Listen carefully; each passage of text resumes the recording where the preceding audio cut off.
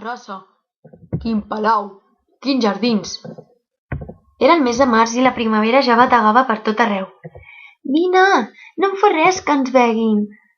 Però per enraonar estarem millor sota aquells arbres. Baixant alguns graons el duia a la part més profunda del jardí. Uns arbres ocultaven la lluna, però no els seus reflexos a l'aigua. S'havia canviat de vestit. Ja no portava la faldilla de volants, sinó una mena de túnica que li flotava al voltant del cos. Escolta, aquí corres un gran perill. Vens a combatre el meu germanastre el Minotaure, ja ho sé. Escolta'm bé, triomfaràs sobre ell, estic segura. Però fins ara ningú no n'ha pogut sortir del laberint on habita el monstre.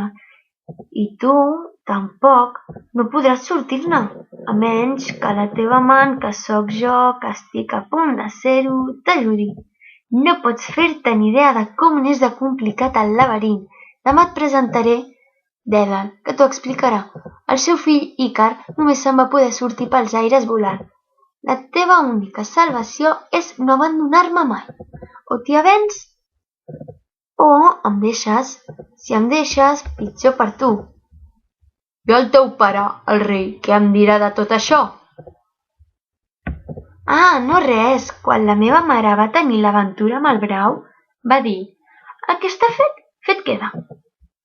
Dèdal és molt alt d'estatura, d'una barba més llarga que la de Minos, com de plata. Sempre parla molt lentament i tothom comprèn que quan calla és que està reflexionant. Quan la reina acabava de donar a llum aquell monstre, Minos estava molest i em va demanar que projectés un edifici i uns jardins d'on no pogués escapar-se. Però, com que conec el teu desig de combatre el Minotaure, et donaré uns consells.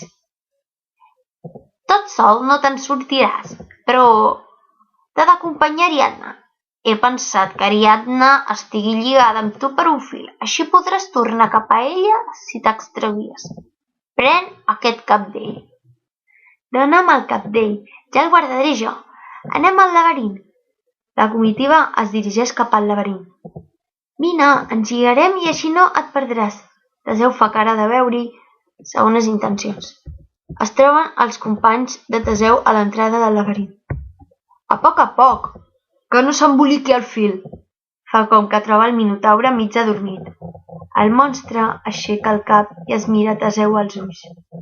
És preciós! No el puc matar. Jo no l'odio tant com per matar-lo. Però... I els meus companys? Li clava l'espasa, rebobina el fil i torna fins a Ariadna. Els companys van dir: